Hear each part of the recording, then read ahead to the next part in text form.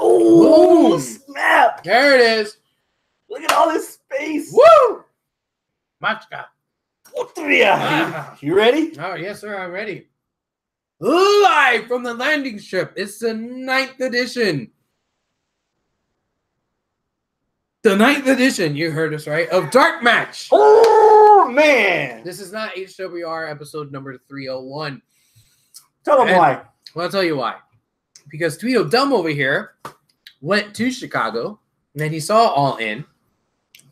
That's all he saw all fucking week. But there's a second person on the show. What happened with him? Tweedledee over here.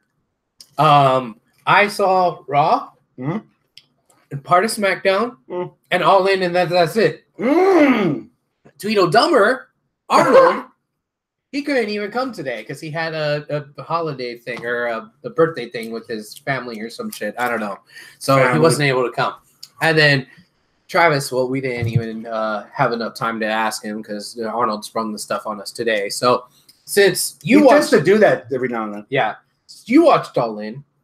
I watched All In, and you didn't watch any WWE, and I didn't watch any Lucha or anything. You didn't watch any of that. All we're going to talk about today is All In. Yeah. We'll save the rest, all the WWE, Lucha, NXT, all that shit. We'll save it for next week when hopefully we have a full crew who's actually watched everything. So that being said, Chris, before you stuff more food in your mouth, I have a question for you. How was the overall journey to Chicago? Chicago's beautiful, I'm man. going to stuff my mouth. Chicago's beautiful. No humidity. Weather's nice. You're right by the lake. It's not a huge city. Beautiful women everywhere. And then you go to All In. God damn. What they fail to mention is that it's not in Chicago. It's in a place in a suburb called Hoffman Estates, which is basically 55 minutes from downtown Chicago. Fuck. Public transport. The train will get you to the bus station about halfway, where a bus from Hoffman Estates will get you the rest of the way. But they don't tell you the bus doesn't go on weekends. Fuck. So Scott from Scott and I, and a random chick from Hamburg, Germany, were waiting for this bus. We're like, well, shit, Biscuit, what the fuck do we do? And then Luke, this cop from New York City, also wearing his Young Bucks garb, we all showered too, so this was rare. Oh yeah, indie fans that don't stink. We're like, man, let's split a Lyft. I guess this episode of Dark Match is sponsored by Lyft. 50% off until September 11th. At least for me. I don't know if it works for everybody. Nah, I could give you my code to get some discounts or something. Let me know. Hit me up. I'll get you some. Split the Lyft. Got over there. There's a main event and some bar across the street, across from the parking lot. Man, the doors didn't open till like 4. There was a shit ton of people waiting in line. Like they figured their seat was going to be gone if they didn't get there when the doors opened.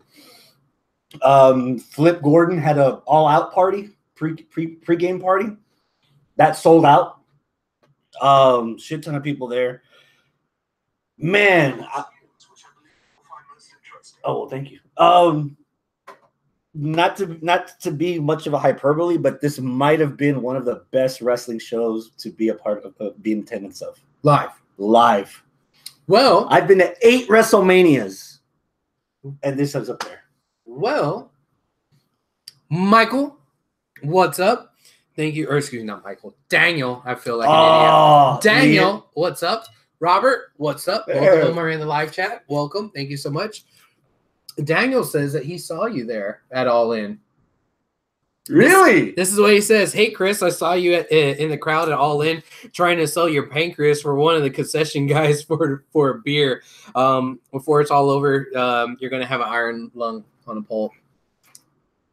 That probably was not me. Sure. I'm not about to spend $14 on like an 8-ounce Bud Light. No. Mm-hmm. We did all our pre-gaming at main event. We did all our post-gaming at Saddlebags or whatever the fuck that thing was across the street from main event. So that probably was not me. That sounds like a really bad strip club. Where every night is B+ night. That was not me. You should have came up to me and said, "Hi, man. We'll put you on the show." But it's interesting that we already have a viewer that was also there in person. Yeah, it's pretty cool. I didn't realize that many people that I know were actually at that event. Yeah. Robert says one of my best friends met CM Punk. Ooh, he had an autograph signing on Friday, the day before at Pro Wrestling Tees. That line was a mile long, about an hour and a half before. Kenny Omega's meet and greet Saturday morning at StarCast was about also a mile long, but they started lining up 3 hours. 3 hours before he actually showed up. Jesus. Andrew Williams, a friend of ours, he actually got a meet and greet the next day. Juan, what's up? With Kazuchika Okada. Yes. And that was also a long line, and that meet and greet sold out within the first hour. Yeah. When the tickets went on sale about a month and a half ago. Mm-hmm. But if you went to StarCast, you could have got lucky. You could have got a lot of meet and greets on the cheap. I was speaking in line with somebody who him and his friend met Raven. Really? His friend bought a ticket to do the meet and greet with Raven. Okay. His friend took the picture, and then Raven tells the friend that was taking the pictures, like, "You want to take a picture with me?" And he's like, "Oh, well, I didn't buy a ticket." And he said, "Motherfucker, do you want to take a picture with me?" He's like, "Fuck yeah!" So, dude, there's a lot of guys that were very gracious, taking advantage of the event and all the opportunity to sell themselves. Yeah, yeah. You know? So, honestly, from what I've read online from people that I know that have been there and other people that were there in attendance, I don't think they really had much of a bad thing to say about the process. Daniel was saying that he was just pulling your leg. He wasn't really there. He was saying that he saw you over the fucking TV. Oh, you dick. But the only big thing was the drive out before we go into the card. Just finish the story up real quick. I hate Lyft and Uber drivers. The fuck, bro?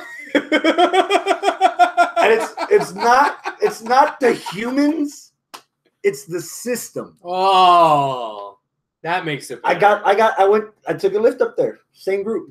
Split it. Yeah. We're gonna take a Lyft back. Yeah. Lyft was Uber was charging $170. Ooh. So if you're a Lyft and an Uber driver, which would you rather do? The Lyft or the Uber? The Uber. Exactly. Yeah. So there were no fucking Lyfts.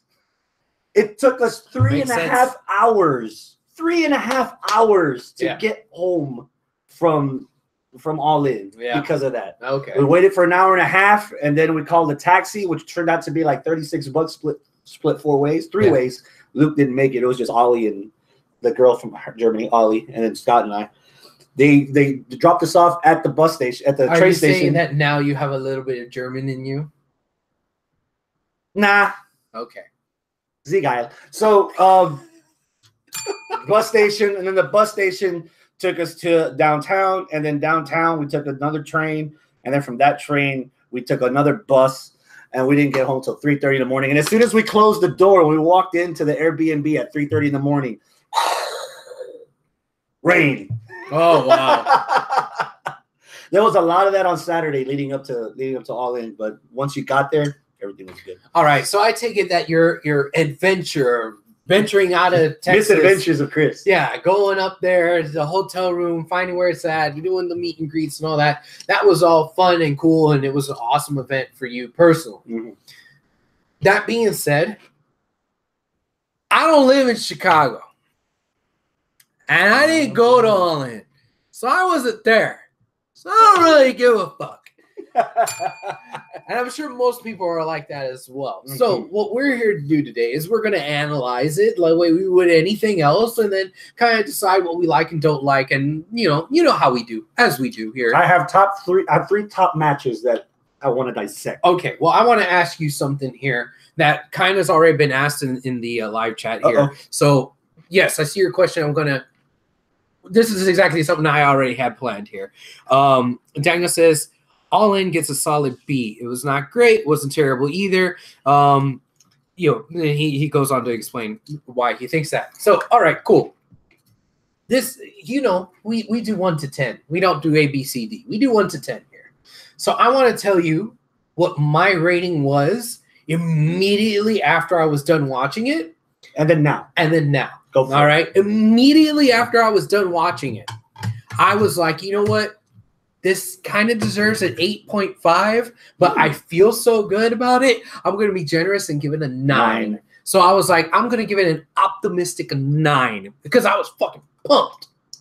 All right. Chris, what about you? Your immediate reaction after everything was said and done? 11. 11. Okay, cool. It's the 11 has it has a lot to do because again I was in attendance for this, but just looking back at it, we're gonna remember this show. All right. You can only be a virgin once. Hey.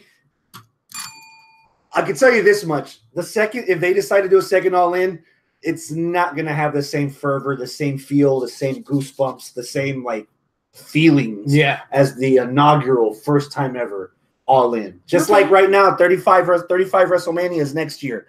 You're not going to get that same vibe from WrestleMania 1. I know something dirty is going to come out there. Is there blood involved? No, it was something in the live chat. Okay, go for it. Dangle Price says, well, in that case, it gets a low-hanging 8.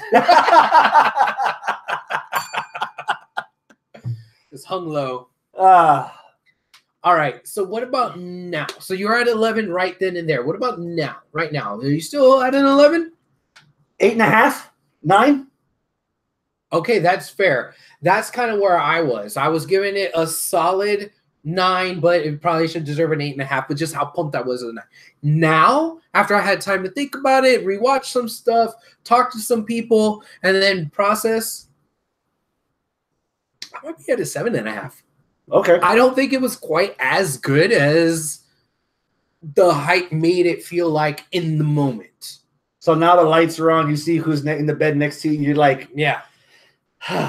Yeah, exactly. I mean, 7.5 isn't anything to scoff at, but it wasn't quite as good as some things could be. Now, there's several reasons for that. Hit some bullet points. What brought you down from a 9 to a 7.5? Well, one of the main things that I was actively turning a blind eye to as I was watching it, which after I started thinking about it and I saw more people commenting on it, and then it was like, okay, I wasn't wrong about this, was the actual production.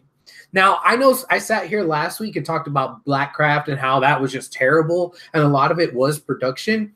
All In's production was 10 times better than Blackcraft, but it's 10 times worse than that of WWE. And if WWE is the standard that we're looking at, and you're not saying, oh, well, geez, shucks, all shucks, it was their first time, you got to still think, okay, well, it was their first time. There's still a lot of room for improvement. Where are you at now? The production wasn't really all that good. The audio was bad because they were trying to, especially towards the beginning of the show, they were trying to get crowd reactions of the crowd going fucking wild, but they didn't have the crowd properly mic'd up. So, hey, check out this audience. They're going crazy. And I was like barely. And that's all you could hear. But you saw people standing up going like this, but you couldn't hear them. I'll add to that because I watched it again today with the commentary and with the audio. It was 1,000 times louder in the arena. There was a failure to mic around the ring. Right. That being said, I kind of thought of it more as a positive because they weren't trying to be WWE. Okay. This felt like what ECW could have been in 2001 had Paul Heyman had money and TNN actually gave him a fucking break. That's what this would have looked like. It wasn't completely over the top. They accentuated the positives. The stage wasn't too huge, but they had some LED boards. I love the hard angle of the TV where it engulfed the fucking ring. Okay. WWE, it shows you the first 50 rows because they want you to see everybody stand up and react. No, they wanted you to focus on what was in the ring because that's what sold the tickets. There was only one match announced before the tickets went on sale, and it was gone in 27 minutes. Right. The in-ring product is what everybody wanted to see, and I love the fact old school WCW where they like just focused all in on the ring because that's what they wanted you to see. And I like the idea of the boom mic whizzing around when something happened. Again, you couldn't really hear it too well. No, you didn't. But you could see everyone was losing their fucking shit. And I would imagine everybody was losing their fucking shit. I would imagine that this was a super marquee crowd. The same type of crowd, the Raws after WrestleMania, the same type of crowds that are at NXT takeovers, but that didn't come over on the telly. On the telly, it just seemed like you were in Topeka for a SmackDown house show. Damn! That's what it seemed like over to the telly. Damn! And part of that is, they didn't have the cameras right. They didn't have it well lit enough for the crowd, and they didn't have the mic. All right, enough about that. Another thing that was just kind of a production-wise, this was a very specific example that I'm remembering, but it happened more throughout the show. They were interviewing Magnus, or what's his name? Nick Aldis. They were interviewing him. He was holding the 10 pounds of gold while talking to the interviewer, and he was referencing the 10 pounds of gold. He was holding it up. But the camera was so close to them that they needed to either take a step back, or the cameraman needed to take a step back, or they needed to pan down. They had the camera like facing up towards them, I guess, to make Nick look taller, but it made Nick and the announcer look taller, and it made them look like they were just at a fucking angle, and like they were crowded in. And the title itself was halfway cut off. So as he was talking about the title and he was holding it, like you couldn't really see it, and it wasn't. And it's stuck in your craw because you're used to watching wrestlers on TV, especially considering the company that I was with. I was watching it with Bacon. With some of you guys know Bacon. She's been a long time. Femme Balor. Yeah, Femme Balor. She's watched our show basically from the jump, and we become friends with her, right?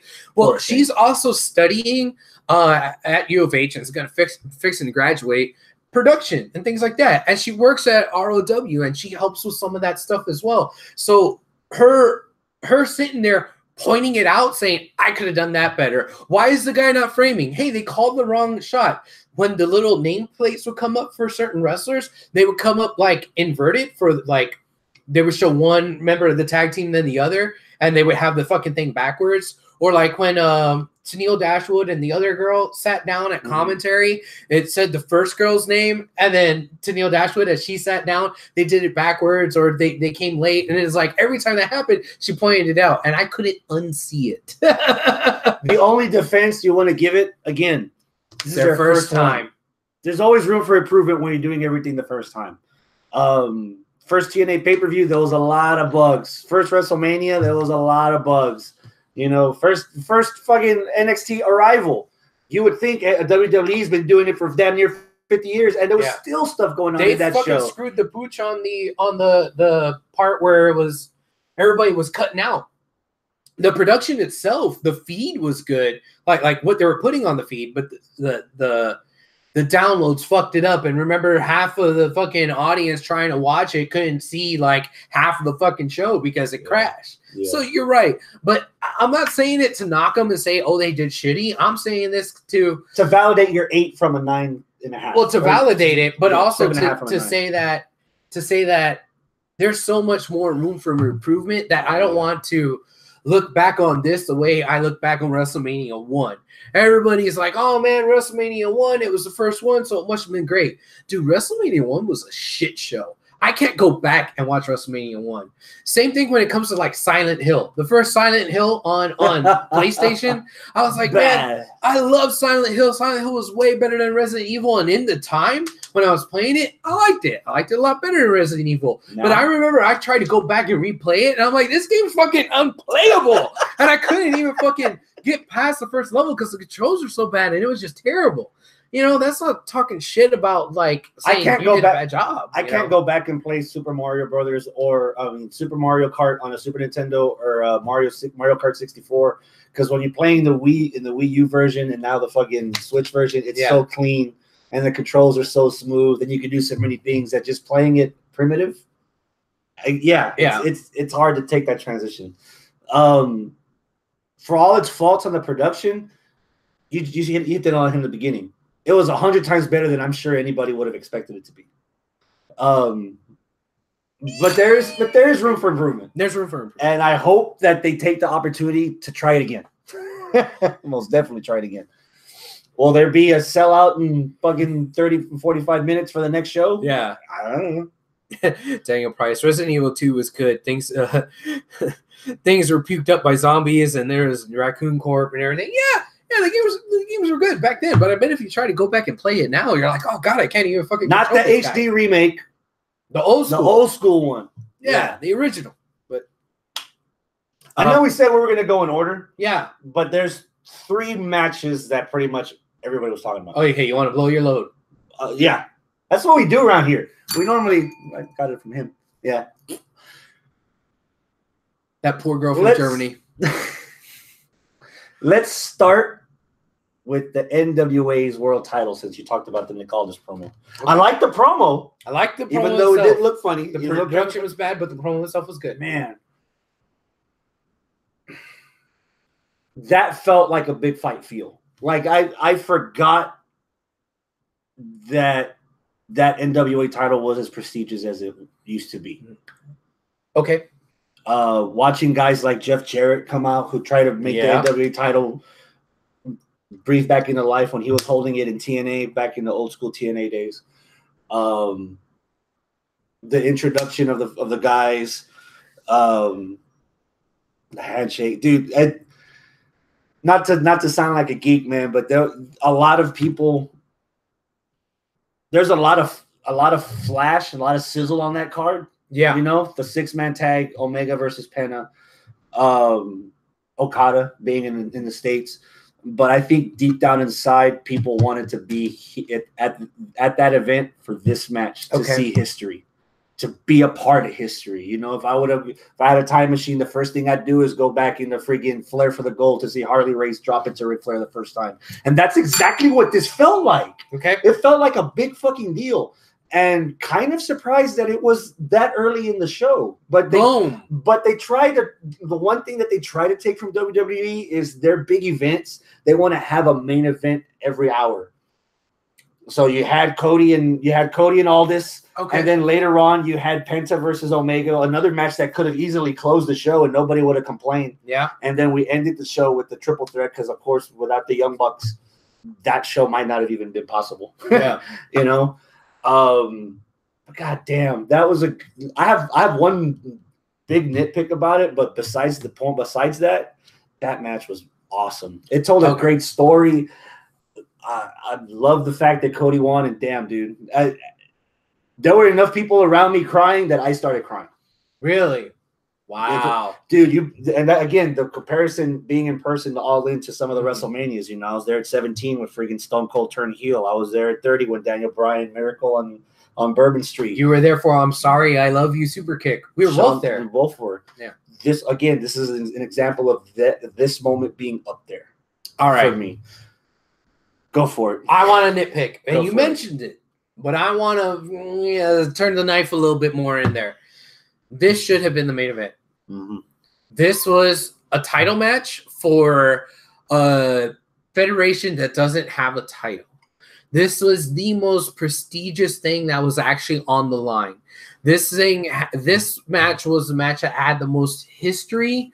That when it comes to professional wrestling, it's always about the titles, whatever. Yeah, you get caught up in feuds and grudge matches, whatever. But everybody comes to see the belts. You don't have an all-in belt, but you have the fucking NWA 10 pounds of gold. Now, 70th anniversary of that belt. Yes. Whew. Now, I know that there'll probably be some people that were going to be haters that said, oh, of course, Cody won the title at a thing he booked himself. Whatever, I don't care. The story for a wrestling story was there, where you had the guy fighting for a belt. And then you had all the extras about the guy fighting for the belt. Well, this is a belt that his daddy won. And there's so much lineage and story and da-da-da-da-da. And he's the underdogs, giving up 25 pounds to all this. Exactly. And the stuff with the Golden Lovers the Golden, what were they? The Golden Elite. The Golden Elite versus the Mexicans. There is absolutely no story behind that. It was like, hey, these guys are good. We're bringing them in. Ooh, look, it's Rey Mysterio, and we're going to have them fight the Bucks. Why? Why not? I don't know. What? Yeah, why not? It's entertaining. It's entertaining, but that's all it was. Yeah. That's all it was. It was entertaining. Was it for nothing? There was no story. There was no like ooh-ah behind it. Penta versus Kenny. Well, why? Because Penta's a badass and Kenny is a badass. Let's see who could out-badass each other. Which, that's good enough for me to be like, oh, yes, please, I want to see it. But it was the story. There's no story. The story should have revolved around the NWA title, the lineage that it has, how Cody feels about it, and then what all is actually going on with the NWA itself, and what this could possibly mean for All In. Because I want to talk a little bit about implications. Now that I got that bitching out the way, this should have been the main fucking event. It should have been the main fucking event, okay? I have a rebuttal to that, but I'll let you keep going. Okay. No. Give me the rebuttal because I want to go on about the positive stuff after all right. this. So the rebuttal for me is a big question mark that I have for the NWA. Cody versus Nick Aldis was a great match. Yes. Told a great story. But the wrestling is dated. Oh, what? Okay. You see Kenny Omega and Penta do what they do in the ring. You see the freaking Hector. What's up? Welcome. You see the Jungle Gym bouncy flippy dippies with the Young Bucks and the Mexicans. Yeah. And then you see traditional 70s storytelling, old school Cody versus Aldis wrestling. Okay. Right now in 2018, fans are not running to arenas, running to stadiums to watch old school 70s NWA wrestling. Right now, fans are going to see not so much the flippy dippies, but the strong style stuff. You see the effort that they did to bring in Shinsuke Nakamura, AJ Styles, Samoa Joe. You know, there's rumors that that WWE's even finally just got Pentagon. That right now, that 70s style, you even look back at some of the past NWA heavyweight champions, they're not guys that can do the things that Kenny Omega, the Young Bucks, Pentagon, Kota Ibushi, Shinsuke Nakamura, AJ Styles, Samoa Joe, what they do. Okay. That match looked like, again, I'm not complaining because I've been dipping into the history a lot, and I can appreciate that match. And I was a part of history. Who telling a story, who wouldn't have the feels of his son overcoming the odds to win the belt that this dead father had? Yeah. You know, I mean, there's feels there. There's feels everywhere there's for feels, that. But the content of it's like you can only listen, like the best Metallica's in the 80s. Metallica in 2018, it's not going to be as good as Metallica in the 80s, maybe early 90s. NWA, old school wrestling, it's good in the 70s and the 80s, maybe in the early 90s before the NWO fucked everything up. Old school wrestling might not fly as hardcore now in 2018. That's my biggest nit to pick on the style. I have a rebut for that. The network?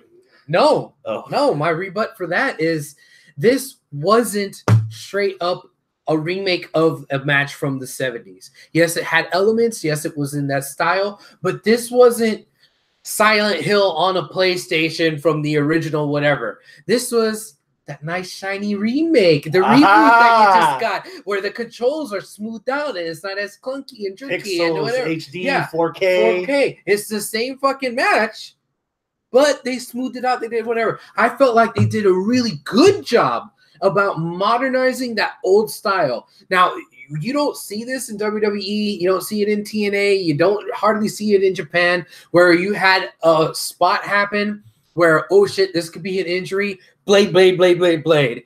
Yeah. Crimson Mask. That was kind of cool to see that little throwback there. And I'm sure that was a throwback to his father as well that Cody did. So that was definitely that 70s style, NWA style match.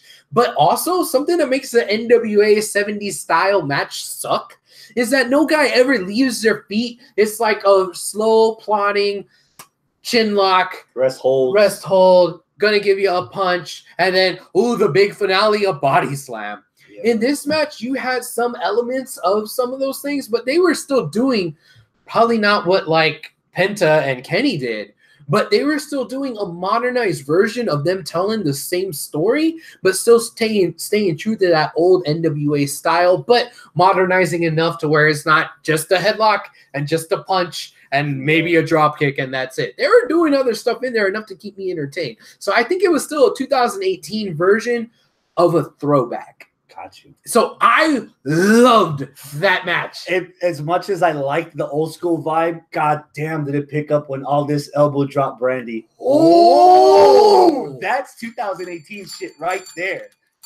Oh my god, everybody's lost it. Oh my god, if all this wasn't a heel because he was the anti Cody Rhodes, oh, he was a douchebag asshole for that. And what I loved about it too, maybe this didn't come over live, but it came over on the telly.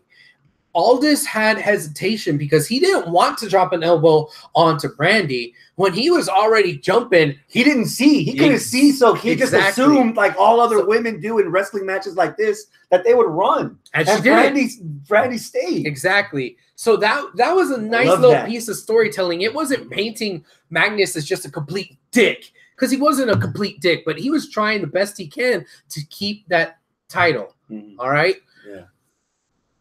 All that being said, I want to talk about implications. There's so many implications that can happen with this, because All In, for the most part, even though you could kind of say, well, maybe it's pretty much just a one-off, it might be more than a one-off. It might. I don't know. The implications of Cody Rhodes winning this title can open up the door to maybe making this another brand. This could be a resurgence of the NWA with Billy Corgan and the Elite. Yes. Exactly. Well, not even so much just the NWA, but make it its own fucking thing, like how TNA was. TNA was not NWA from the jump. They had their title. They incorporated the NWA title as part of that title, and then they were TNA NWA for a while. But for the most part, they were still just TNA. Yeah, they were still just TNA. So maybe that's something that could happen here, where it's mutually beneficial, not only to, you know, the Elite and all that, but also beneficial to the floundering. Yes, I said that. The floundering NWA. Yeah. I want the NWA to be more than what it was. I've been saying that ever since NWA Houston when I was.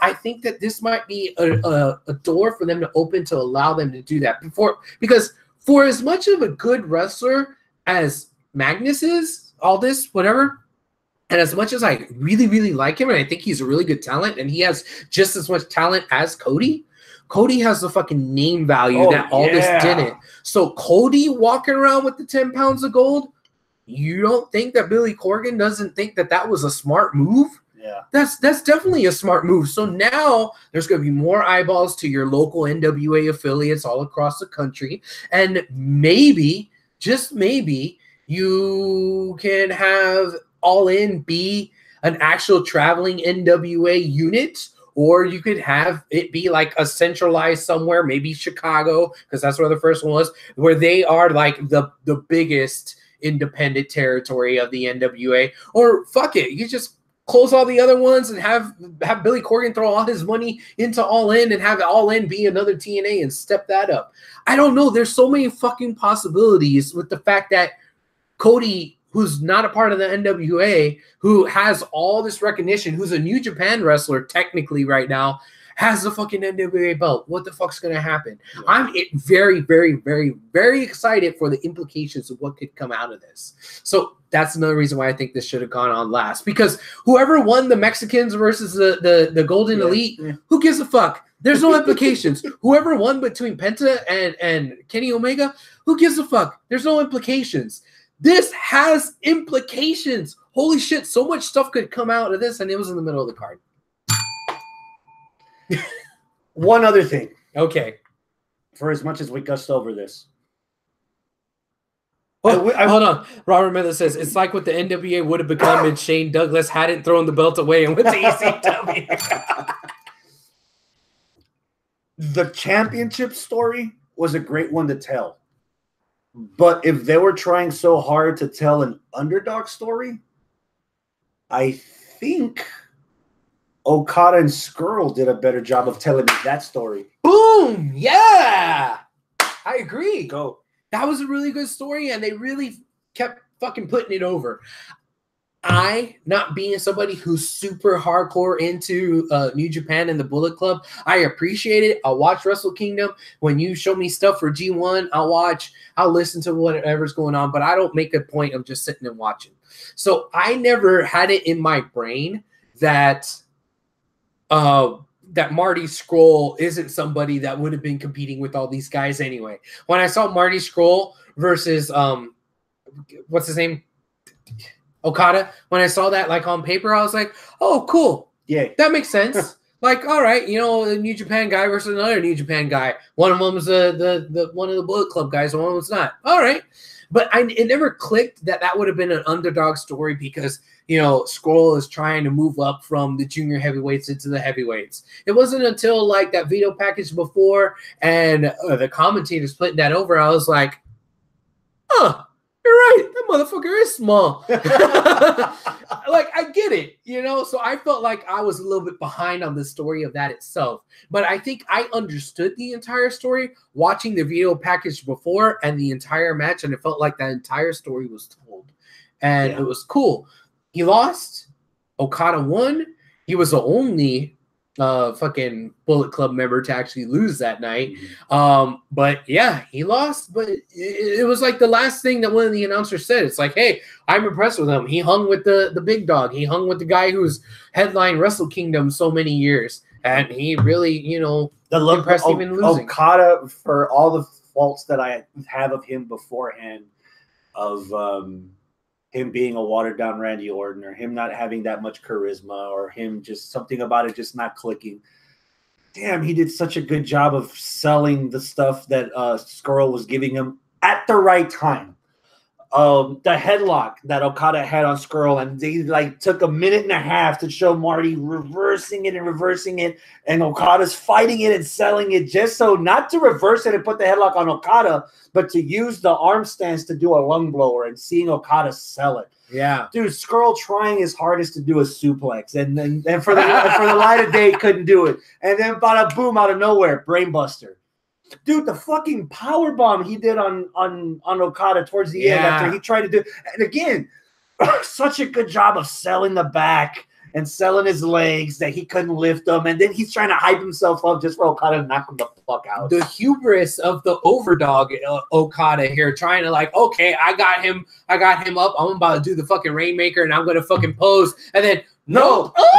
And then Oh my God! He dropped it to his knees. Yes. Oh my God! Dropped it to his knees. Like he was so fucking cocky, and then you know that facial expression where he just instantly turned into a bitch right there. Like that was great because you saw Marty Scurll was taking it more seriously than Okada was taking it, and Marty Scurll really, really wanted it, and he also outsmarted Okada in that instance. That was really fucking cool, man. It was a good story. I love the chance of heavyweight whenever he would do something to match Okada, or like in the beginning of the match when Okada does his standard, like he's gonna hit you dirty in the corner, and he like taps his chest and backs off and has that shit-eating grin.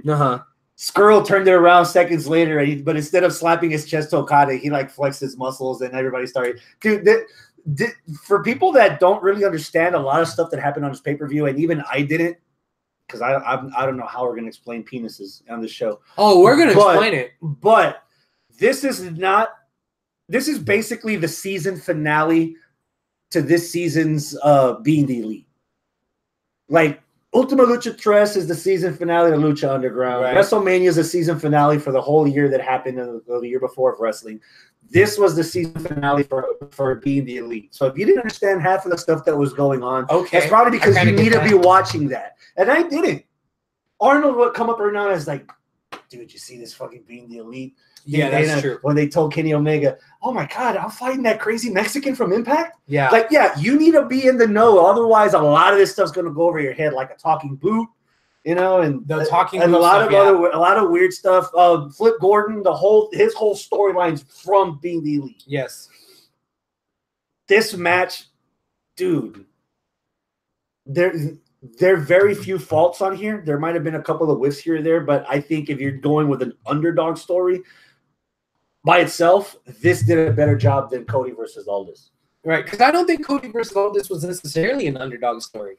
Because They did the commentary did make a lot of effort to note that the weight discrepancy was being a disadvantage. Yeah, they did talk about that a little bit, but they didn't make it an underdog story because while there was a weight, discrepancy there, Cody and Aldis were seen as of equal stature, skill and equal stature. Whereas with Okada, he's been more dominant. But Scroll, he's still trying to cut his teeth a little bit. So there was a little bit of discrepancy there. So I don't want to think that the championship match was a underdog story. It was more of a hit you in the field story. Can this guy actually get the same belt that his father did? Yeah. So, all right.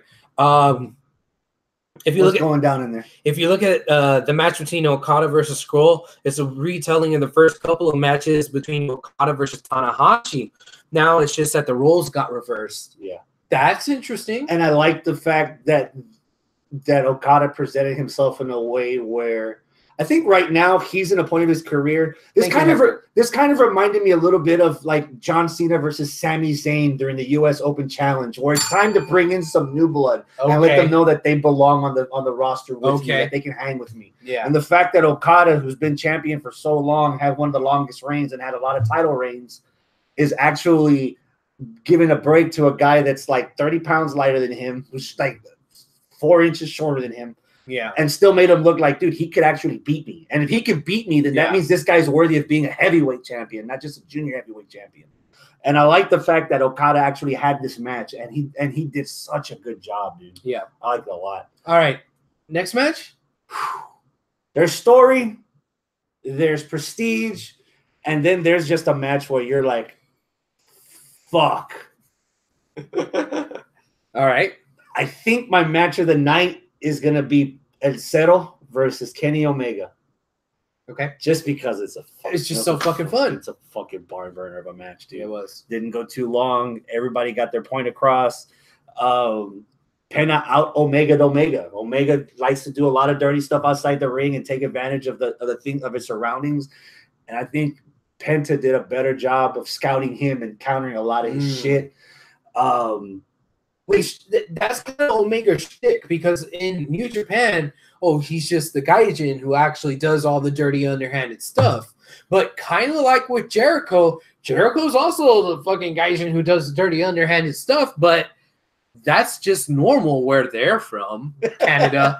But like, if you look at it through the eyes of this, it's like, yeah, Penta's fucking crazy. So you can't fucking out crazy Penta. Yeah. And again, like, okay, well, what's the story? Well, the story was just pretty much from being the elite. I got to fight this guy. Why? Because it's a dream match. You have the top dog that everybody fucking loves from New Japan versus the top dog that everybody fucking loves from Lucha Underground. Okay, cool. So let's just mash them together. Or Impact, depending on who you're asking. But that's pretty much just all what the story is. Like, oh, fuck, I got to fight that guy. Oh, fuck. This is going to be awesome. And then they just kind of, you got the two little monitos and you just went like that. It's no different than a pay-per-view event from WWE, or hell, even a random UFC card where you have a main event belt, or you have a returning storyline of a guy coming from injury. And then there's just something in the middle of the card or something that just steals the show. And you just know when that match goes on, something that you're going to remember it. Yeah. Jesus fucking Christ, dude. Being fans of both of the guys, obviously you've heard the show for a while. You know how much I go show with both of these guys. They only wrestled once a year ago in a 6-man tag. Mm-hmm. Other than that, they really haven't wrestled that much, if ever. And you could not tell, dude. They had a story of I'm out badass you. Nah, yeah. I got you. Nah, I got you. And back and forth, back and forth.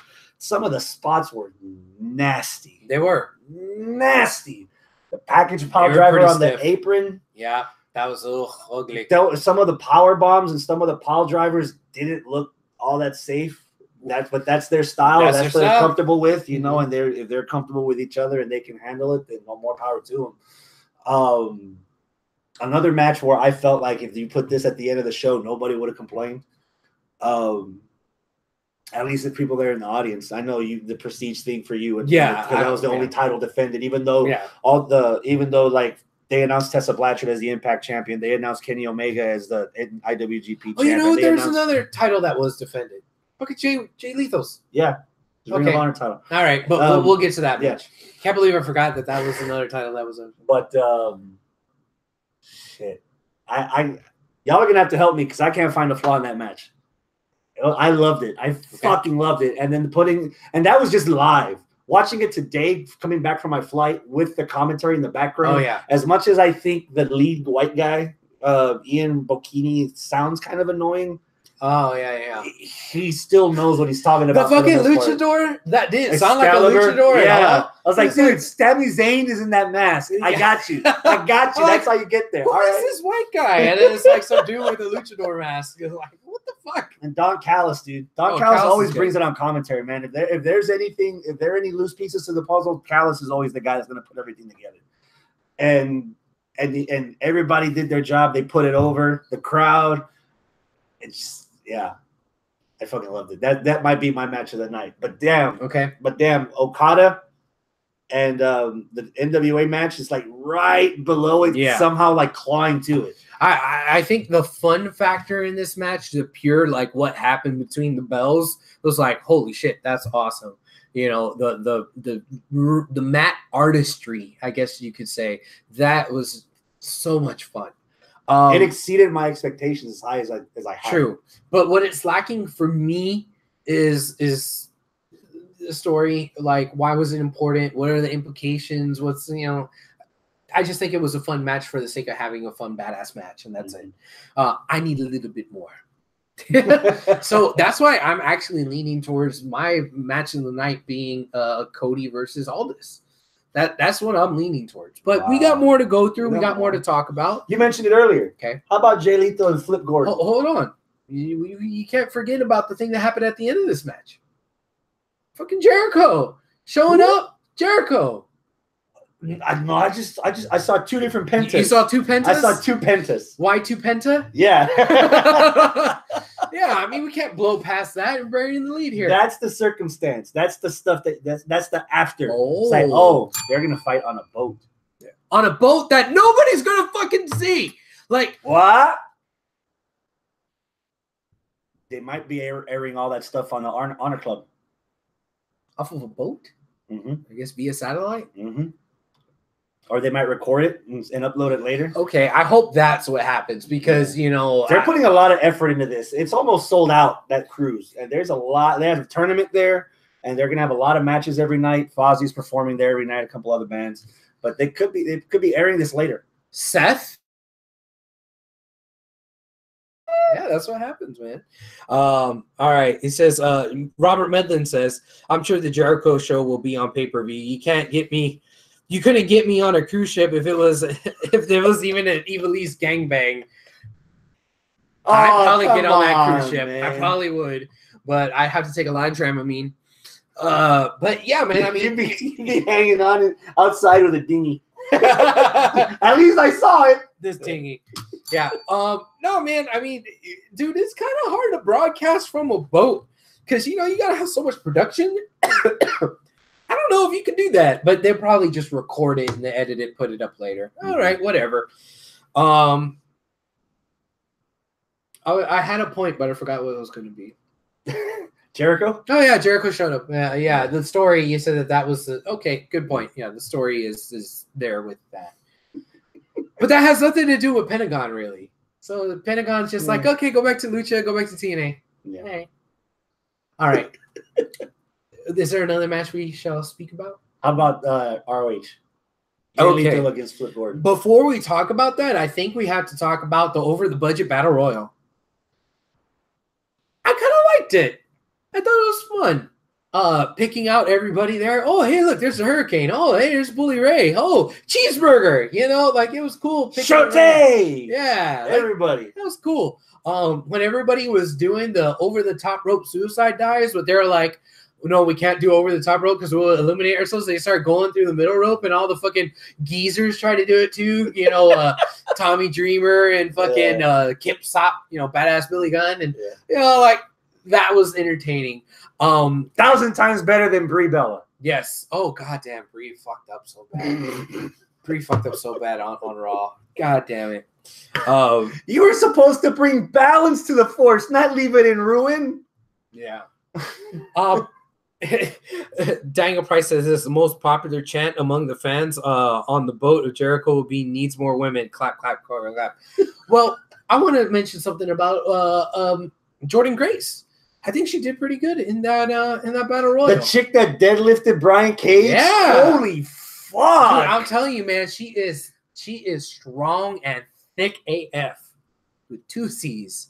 Yeah, that's a good thing. Yeah, no, man, she's cool, man. I really like her. She's from somewhere in Texas. I want to claim her as Houston, but for all I know, it could be like San Antonio or some shit. But she's from Texas, man, and it's really cool. I think I remember actually seeing her at a TASW, one that like was one of the few me and Travis went to, like when we were first starting out here. And like, oh, okay, she was cool. And then the next thing I know, she's traveling more, she's working out more, she's getting more and more buff and stuff. And now she did pretty good at All In, I'd say. Yeah. So it's cool seeing a local chick. So the winner was a masked wrestler who was laid out before the match even started through a table that was somehow out there in the ring. Yeah. And he eliminated Bully because Bully was the last one. He eliminated him. He was basically the British Bulldog, you know, where he thought he had won. And here comes Shawn with the mask, throws him over, and then and everybody lost their fucking shit. Half of that crowd was in the parking lot getting wet, rained on for Flip's All Out party. That he was not booked on this card. He was petitioning for weeks on being the elite to get put on this card. He found a way to get on the card, and now he's got a title match against Jay Lethal. Me, who does not watch a lot of Ring of Honor weekly, me who does not watch Being the Elite very rarely, I don't know what the fuck a Flip Gordon is. Me either. He got my attention at Super Card of Honor in the 6-man ladder match with the Young Bucks. Okay. Holy fuck, is this little kid over?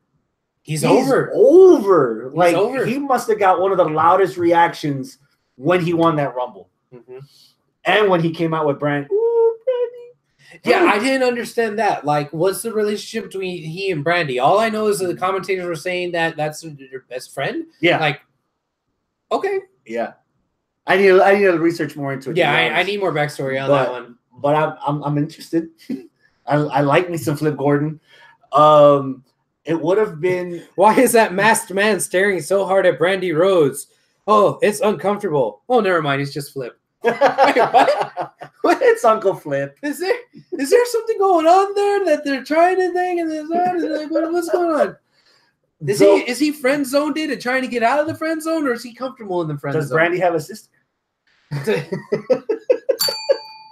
The whole thing with Jay Lethal, where he has this schism where if you get tapped on the shoulder, he becomes the macho or black machismo. Which, by the way, I haven't uploaded pictures yet.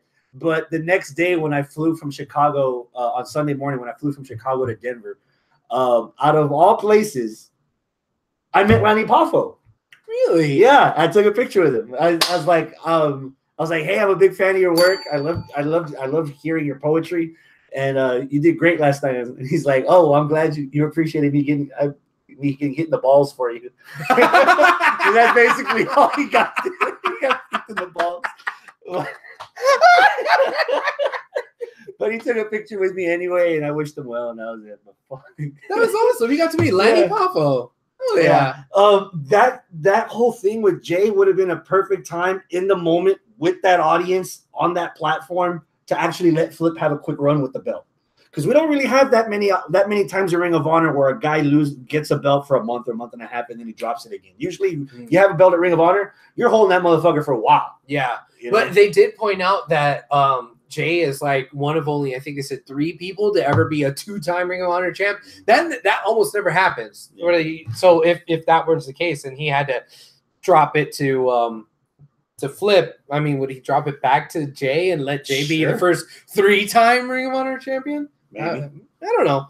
It just seems like Ring of Honor is sometimes a little bit too protective of their belt to let something like that happen. But it would have been nice. It would have been nice.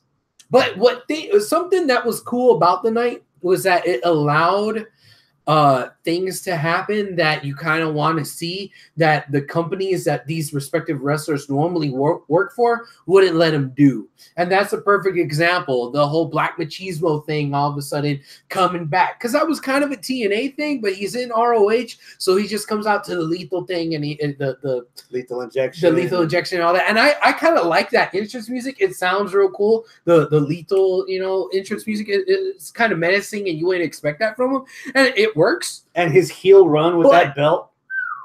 But you best believe I marked the fuck out when I saw Black Machismo come out. Like that was the opportunity to do all the shit that your higher ups don't let you do. Like, man, I really wish I could do this, or man, this would be a really good fan service to do that. Especially right now that Ring of Honor is focusing a little bit more on character development as opposed to, Ring of Honor is just a place where you get the best wrestling. Now they actually have characters there. Daniel Price says a certain portly Samoan that puts people to sleep holds that record for a cumulative time of holding the ROH title. Mm-hmm. Yes. The Summer of Joe. Yes. That fat ass Samoan. Speaking of stuff that put a smile on my face, tip of the cap to fucking Arrow. Oh, okay. Tip that cap because I'm about to tear that cap up. This guy's only been in his third match. Yes. Usually we see celebrities that have profile matches on high pay-per-views that are just there for a quick grab, that just want to get some attention, and then when they're done, they go back to doing their same old shit. Right. This is his third match, his first singles match with Christopher Daniels, who could probably get a broom over even if it was broken. And they accentuated the positives, they hit the negatives. He didn't take a back bump. He didn't? Mm-mm. But he took that nasty ass bump through the table like a champ. He did. He hung in with Daniels on some of the moves. He got a little gassed out towards the end. Okay. I'll give him that. But I can appreciate the guy actually wanting to do this. This again, if we've had several celebrities on WWE television and even on fucking TNA. Or even on TNA or even in WCW that are just there to get a money grab and then just to get the fuck out. If he decides to do this later, matches like this are what I'm going to remember him of. I'm sorry. I started just busting out laughing during the middle of that. Daniel Price says, Amel botched way less than Brie Bella did. Is that the standard for stars? Like, all right, you sucked. But you didn't completely blowjob. You didn't Brie-mode it, basically. All right. For all that complimentary stuff you had to say about Amel. Break me down. This is something that I noticed right from the jump. And then me and the other people watching there, at our friend's house, we noticed right from the get-go to the point that we gave Stephen Amell a nickname. Oh, no. We now have dubbed him No Sell Amel. And here's why. While he was doing okay, while he passed enough for his facial expressions to be selling, okay? So he winced, and he went and ooh. It wasn't fantastic. It was just enough to where at least you could say he sold something. His body wasn't selling at all. So between here and down here, it wasn't selling anything. So if he got punched in the stomach, he just stayed the same way how you just stayed right now, completely flat and straight. But then he'll go ooh on his face. So when you get hit or something, part of the selling is not just the facial expressions, but also your recoil and you flex a certain muscle. So you get hit right here, you go oh like that. So you do the facial and you do that. He wasn't doing any of it to the point where it kind of made it look like Christopher Daniels, ring general, veteran of the ring wars for 20 plus years. 25. Who knows what the fuck he's doing. It made him look like just a chump. He wasn't selling for him at all, and he didn't look very good doing it. It was bad. Now, I understand. It's just his third match. Okay, good. First singles. I'm not fucking ripping him to pieces and saying he should be shit and he should have never wrestled again. I'm saying this is where there's the room for improvement. And as a booker, Cody, as a booker, you got to know your wrestlers. You got to know what you have that you're going to put on there for the show. He's not necessarily ready for that singles match on a high profile, your first time ever. You're putting all your fucking nuts out there and you're going to have the celebrity guy go and kind of not be ready yet. That's kind of on you, Cody, and the Bucks. Now, can this be fixed? Of course. Got time. All Amel needs is somebody that's going to be a coach that will be able to pick up on that one particular thing, Daniels, and tell him, hey, look, you're doing fine selling your facial expressions. You need to sell with your body more. And if somebody coaches him up on that, I bet as an actor, he could pick that up pretty well, and he will get that down. He just wasn't ready for it in his third match on that night at All In. He wasn't ready yet. I think the biggest thing for Amel, which kind of led to his the negatives that you mentioned, again, he's an actor. He's been on Arrow for 5 seasons. They ain't canceling that shit anytime soon. He's got a job. He knows what he's doing. Yes. I think that was Stephen Amell, not the actor. I don't even think that was Stephen Amell, the wrestler. I think that was Stephen Amell, the 8-year-old kid that's actually wrestling a guy that he looked up to for the past 25 years in front of a show that he never thought he'd be a part of, you know? And you can get swept up in that. True. And in a moment when you're swept up and your emotions take control and you're not really thinking with your brain, if you're thinking with other parts of your body or your soul, you are going to miss up a lot. Right. A lot. And now that you mention it, I am remembering some of the spots where he could have done this, or he could have tweaked that, or he could have just like closed his mouth when he went to the table. but still, again, I mean, respect for the table spot. No, respect in general, just for him actually continuing to go. Yeah. You know, again, like I said earlier, if stars that are in and out would have stayed out. And this guy's actually trying to do it again. Right. And trying to actually make something of it. Kind of like Ronda. Exactly. Ronda's actually trying to do the damn thing. And I feel like Amel is actually trying to do the damn thing. But his heart and mind are in the right place. Right. His skills need to catch up to it. He's got to catch up. And as long as he has a root that will pick up on that the way we sitting there picked up on it. And I'm not saying we're a bunch of fucking experts, you know, that we know better. But what I'm saying is that if I was able to see it. Well, Bacon has the degree. You don't. If I was able to see it, some other motherfucker out there who knows what the fuck they're doing should be able to figure it out and point it out and coach him on it. If I saw it, there's got to have been somebody else back there that saw it. Yeah.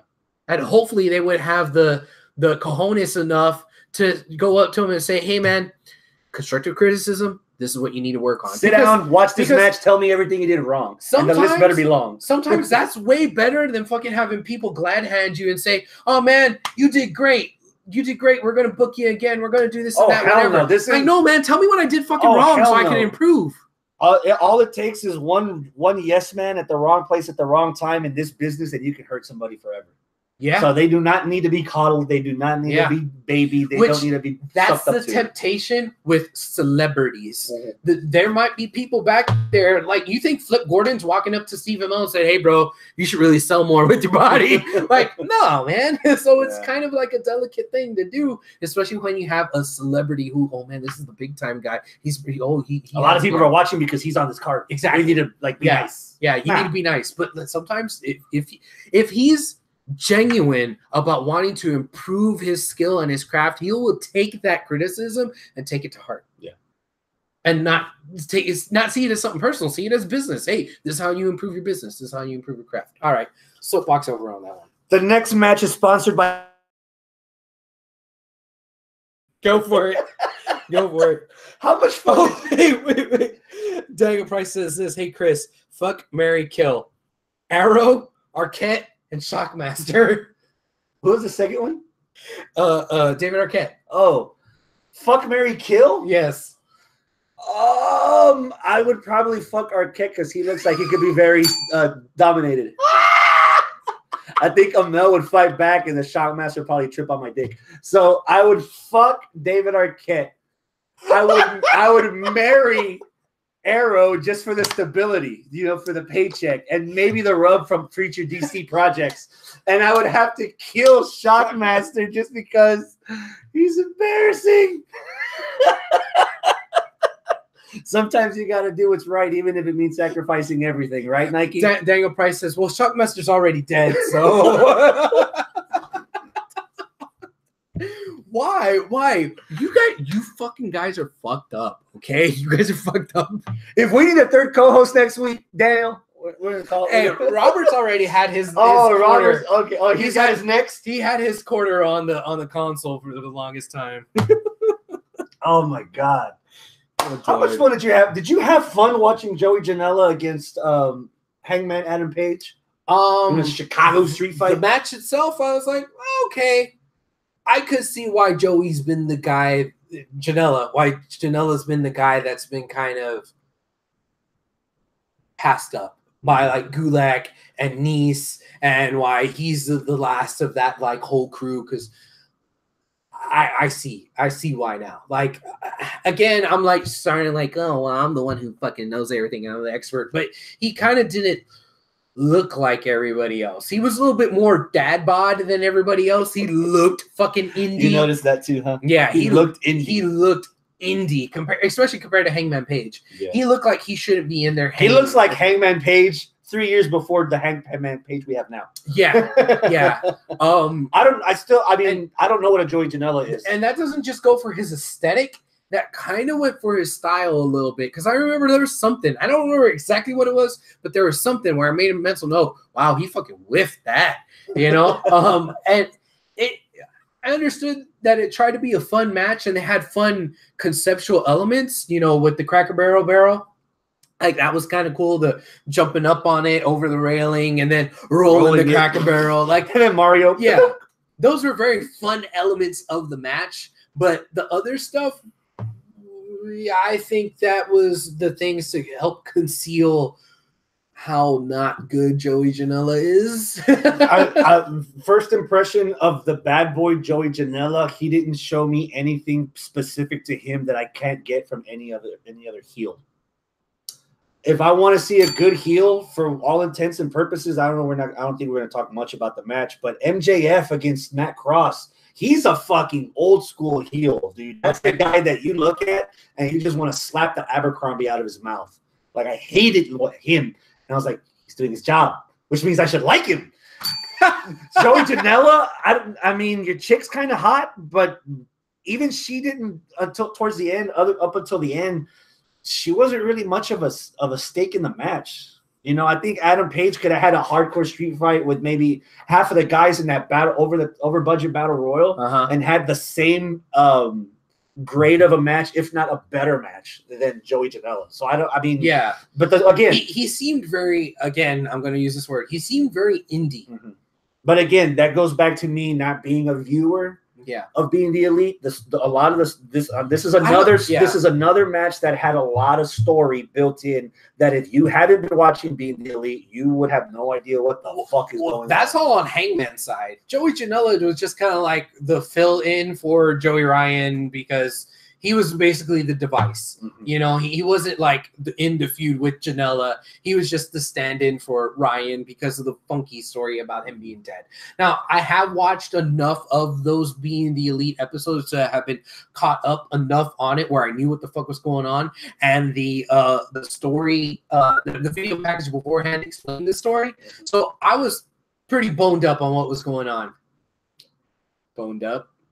All right, so that's a segue. Let's fast forward to the end of the match. Sponsored by YouPorn. Yes. This was very divisive and very polarizing. Either people absolutely loved the stuff with Joey Ryan, or they absolutely hated it. Yeah, exactly. I am on the side of I absolutely fucking love this. It's got dicks. It's got dicks. You know what kinds of food are shaped like dicks? The best kind. The best kind. Oh, God. You botched that. Come on, I did. But no, man, it was comedy wrestling done to the nth degree. The comedy on this was so fucking good. And I love comedy wrestling. I understand that there's a lot of people out there to think that there's no place for it. But when we're talking about like Doomsday Wrestling, I want to fucking go to Doomsday Wrestling here in Houston, Texas. Like, that shit is hilarious. I don't care that these guys are basically backyarders and they're not really trained. I'm not there to see them pull off a perfect suplex. I'm there to make them give me the hoo-hoo, ha-has, and giggles. And that's exactly what they did. Especially when it makes sense. Yeah.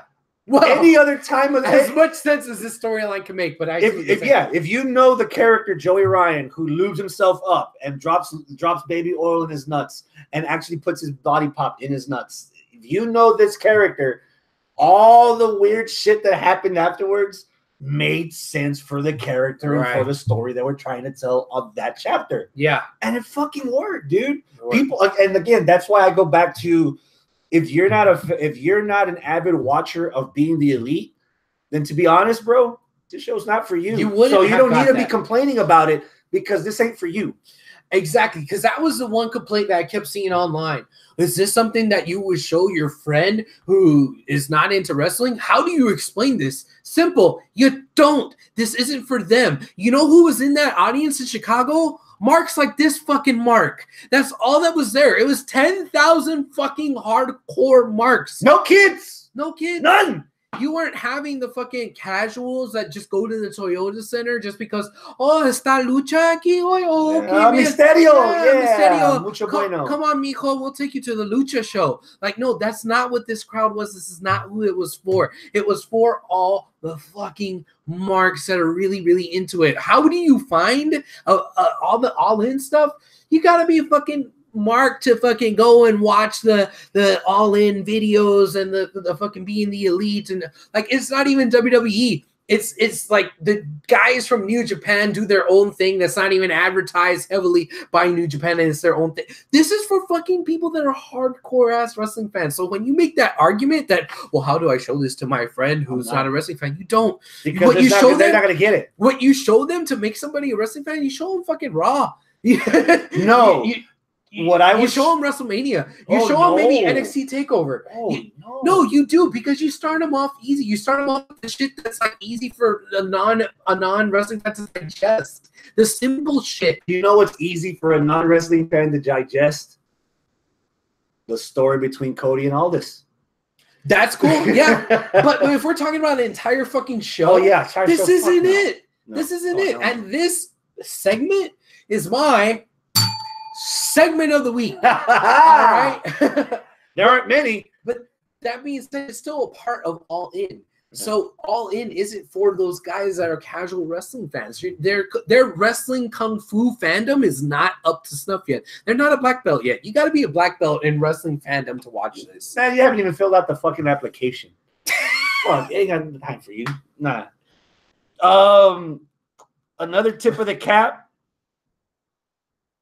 No, hold on. Did you notice on the dicks that a few of them had little red sores on them?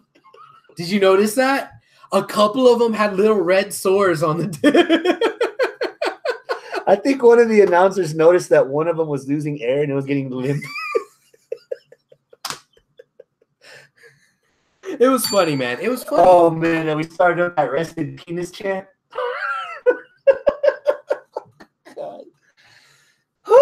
Was it? Did you find it equally as hilarious? I fucking loved it, man. Okay.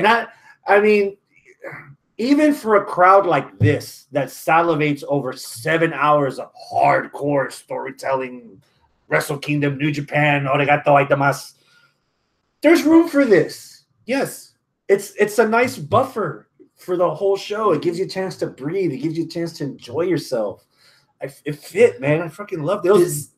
I'm sorry. I fucking loved it. This is another example of them being able to do here at All In things that they wouldn't be able to do at the companies that they are respectively signed for.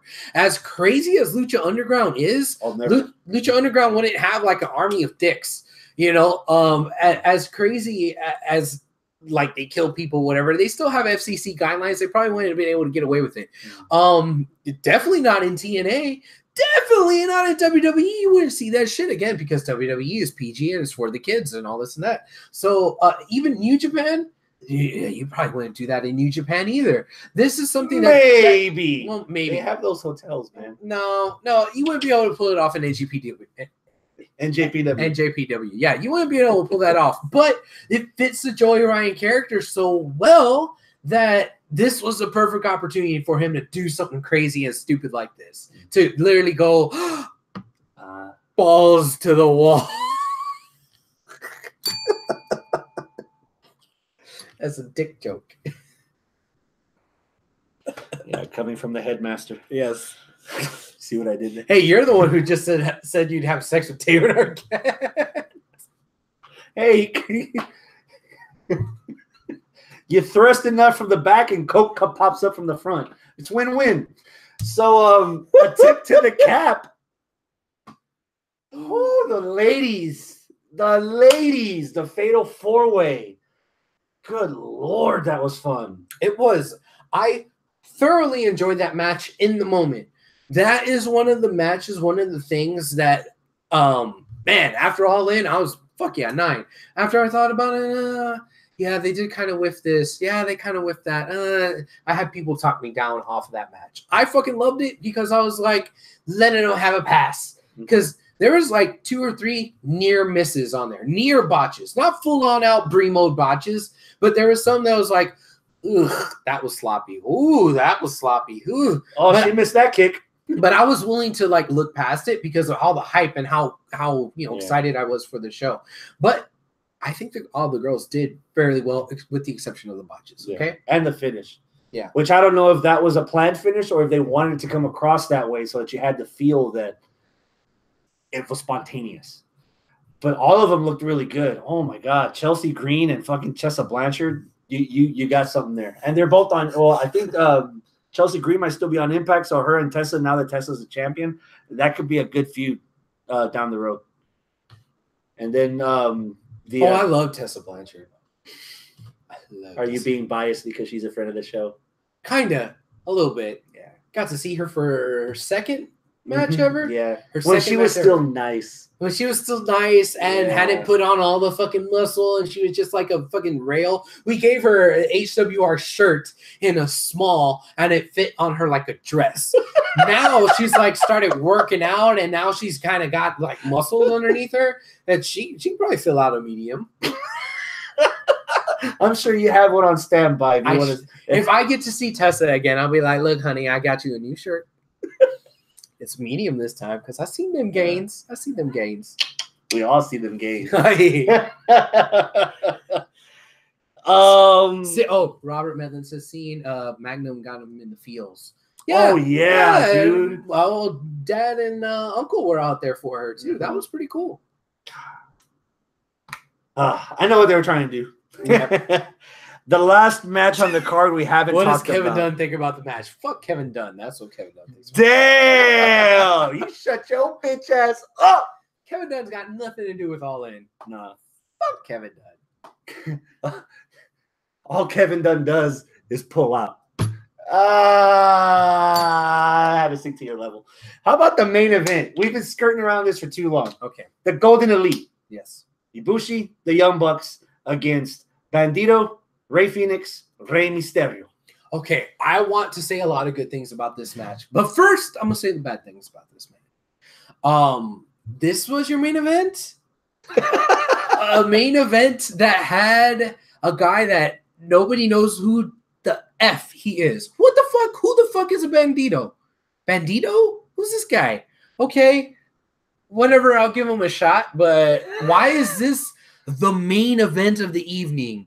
I don't get it. Now, behind the scenes, I kind of understand. Okay, Nick and Matt were the ones that were like calling the shots on actually doing the production. So if you're doing the production, it would kind of suck for you to like leave halfway throughout the show and then it come back or whatever. I get that part. But if that was the case, then why not just leave them off the card or put them with some other opponents for the main event? Bandito? Who the fuck is a Bandito? Okay, now that let's set that aside. You have these three versus Bandito, which we've established who the fuck, and then we have Rey Mysterio, cool, Wolverine, yeah, Wolverine Rey Mysterio, but still cool, and Fénix. Oh, okay, Fénix, cool. Why though? Is there a feud with them? Why is Rey Mysterio and Fénix teaming up with some no-name to fight these guys? Is there beef? There's no beef? I didn't think there was beef. Not even tweef. I don't think there was even tweef. Twitter beef for you new folks. Yeah, Twitter beef. And like between those three, Are they friends? Are they the new Lucha House Party? Are they the indie Lucha House Party? Do they even know each other? Did they just meet each other backstage 2 hours before their match and be like, oh, mucho gusto, oh, usted está bendito? Oh, okay, yo soy Rey Mysterio. No me gusta Trump tampoco. Oh, muy bien, okay. Vamos a luchar. Like, all right, was that what happened? They shared a Corona and then all of a sudden, well, I guess we're in a match because we're booked? Like, who the fuck? Like, what is the connection between these three other than the fact that they're beaners? Like, I don't know. Why are they friends? And why are they fighting these other three? Why are they fighting the Golden Elite? Now, we all know the Golden Elite. They're friends. Okay, cool. That makes sense. But why? What's the kayfabe reason? Where's the beef? Where's the beef? I see no beef. Not even carne asada. No beef. It was beefless. It was a beefless main event with no implications. And it wasn't a grudge match. Somebody fill me in. All right, that's it. I'm done bitching. Now that I'm done bitching, holy fuck, that was a good match. For what it was. Congratulations on making it with 4 seconds to spare on the pay-per-view. Yeah. The feed online, like Ian, annoying boy, he was mid-sentence and it was gone. And it cut.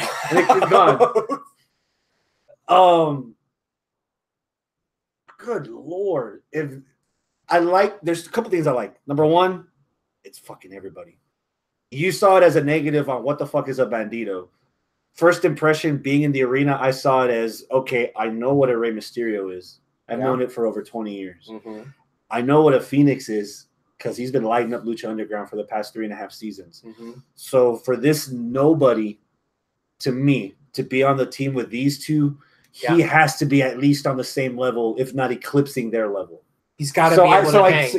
He has to be able to hang. And he did. Holy shit balls. Fuck, did he hang? Yeah, I want more of that guy. Like, I didn't know who the fuck a Bandito was. I still don't. Now, but I want more. I want to know. Yeah. I want to know who the fuck that guy is. Why is he not on Lucha Underground? Why is he not on fucking TNA? Do I have to on Ring of Honor off and on? Do I have to fucking watch CMLL now to find this guy? Holy fuck, I want to see more of this dude. Or AAA.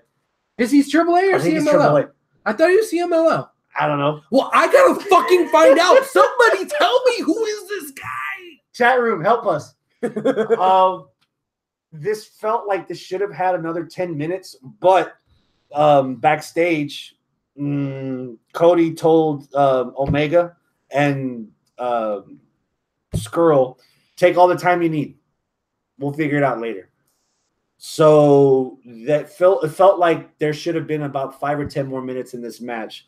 And I like the fact that there were a couple of mistakes in there, but normally mistakes in pro wrestling, again, if you want to compare it to WWE, whenever you make a mistake in WWE, nah, bitch, we're gonna try it again. We're gonna make sure you get it right.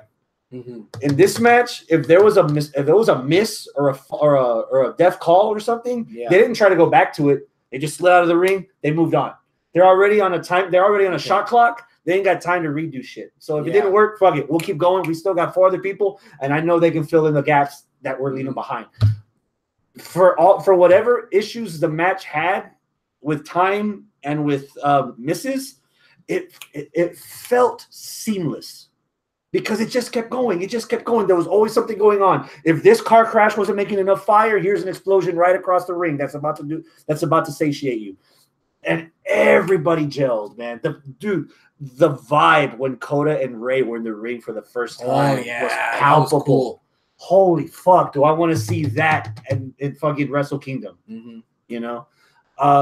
Again, Banditos, like it left me starving for more. It's like, and I think not so much on a high level, but ending the show the way you did, with the feeling of, I want more. I want to know who this guy is. I want to see what can happen out of these 6 people. I want to see what comes out of everything else. I think for the placement of the matches, I think they did a good job of sending you home not just happy, not just wanting more, but curiosity. Oh yeah, okay. And so it doesn't. I don't fault it that much that the tag match ended the show. It was fun as shit. I just wish I got more of it. So whether it was timing or because, hey, you know what? We might do it again. So if you want more, we're gonna give it to you. All right, a couple of things in the live chat. Hector says that what they were trying to pull off with that team is Ray being the past, Phoenix being the present, Bandito being the future. Mm-hmm. Okay, cool. Now, Daniel was saying that there was a lot of people thinking Bandito was actually Neville or Pac in a mask. All right, well, we never got that reveal, but I don't really think maybe that's the case, especially after seeing what Hector said after that. Bandito started out in Dragon Gate, and then he started building up on CMLL and AAA. Mm-hmm. Okay, so I guess he's everywhere. Yeah, he's an established guy. Yeah. So okay, cool. I need to see more of this guy. I want to see more of him. The heat New Japan is gonna get when the entire Bullet Club turns on Ibushi. Omega Last is gonna be beautiful. That's gonna be when Omega's swan song before he leaves. All right, that'd be cool. Mm-hmm. All right. What else you got? Because there's. Did you see what Arnold sent us earlier today? Oh yeah, unless I hear from a credible source. Okay, because so far no credible sources have confirmed this, so this is news with the Z. It's probably not true, but apparently, Cero Miedo is WWE bound. Honestly, I don't really want to see him in WWE. I don't, because I don't think he would be a good fit. I think that they're going to take away his package pile driver. They're going to take away the Mexican Destroyer. He can't break the bones of his enemies with the little arm submission cracker thing. I mean, what's he going to do? And he doesn't speak English at all, so he's going to be like another fucking, Shinsuke, where he learns English, but he'll have a really heavy accent, or they'll just have him not talk or try to talk and it just not sound right, and they're not going to come up with good storylines for him. Here's optimistic Chris talking. He's your cornerstone for the Dangerous Alliance. That's optimist Chris talking. Okay. Nemesis Chris will probably tell you he is nowhere near the level where they're going to bring him on Raw or SmackDown. Oh, they're going to stick him in NXT. So, right off the bat, if he goes to Raw or SmackDown, me as a huge Pentagon fan, he's going to crash and burn miserably. Because, again, show me the track record in the last 5 or 7 years where they actually have done something great with a Hispanic talent. Ooh, the last thing that's been somewhat good has been Cien winning the NXT title. And even that was kind of impromptu. They didn't plan that from the way we understand. And he dropped it the next month. Yeah, and he dropped Cien is still a work in progress. Right. I'll give him that. Sin Cara, bust. Anything with Unico and Camacho, bust. Con Tattoo, bust. Yeah, Con Tattoo was bust. Kalisto, bust. Well, he's kind of work in progress, but trending towards bust. He's bust trending on a work in progress. There you go. Del Rio, I mean, they gave him the title, and he did have a nice run, but in the end, he is a bust. Del Rio, the candle that burns twice as long, twice as bright, lasts half as long. I don't even think he burned twice as bright. Really? Yeah, I don't think he got pushed to the fucking moon. He got pushed fast. He got pushed to the moon, but he was never over. And he was always the heel to the stars. Yeah. He won the title just so that he could be fed to guys like Cena and Punk. Yeah. So if you're gonna stick Pentagon Jr. in NXT, best case scenario, they'll ship him to 205. That's what Robert Manson says. Is he over 205? He's kind of a thick dude. Here's my problem with 205. Me personally, as a human being, WWE has too much goddamn motherfucking programming. They have Hideo Itami. I used to mark the fuck out for Kenta, but when he was in Ring of Honor, before he even showed up. When he showed up, I was like, oh my god, this is gonna be the second coming. Kenta, and I'm not watching 205. So I do not want to see talent on 205 that I like because I frankly am already cutting down on Raw and SmackDown anyway. So 205 is 205 you know. NXT, there's room to develop. maybe it'll be good because, again, one of the good things about Lucha Underground, you don't see everyone every week, so you don't feel like you're getting worn out of them. True. And the way the taping schedule goes with NXT, you're not going to see him every week, so you won't get burned from him, burned out from him. But at the same time, when he's on television, man, all of his matches are top notch. They're like co-main events almost. And if you're going to want to get a main event match out of Pentagon, you're only going to get that maybe 5 times a year. And again, it's going to be a watered-down moveset, the same way how it is with Shinsuke. Yeah. Shinsuke isn't the same Shinsuke from Wrestle Kingdom. Like, he still does some pretty good stuff, and I'm still a fan of his. But he's Shinsuke's deal right now. And I'm not sure if it's a bad thing or most of it is just booking. But he's not idling at 8,000 RPMs. He's idling at about 2,500. He's slowed down dramatically. Yeah.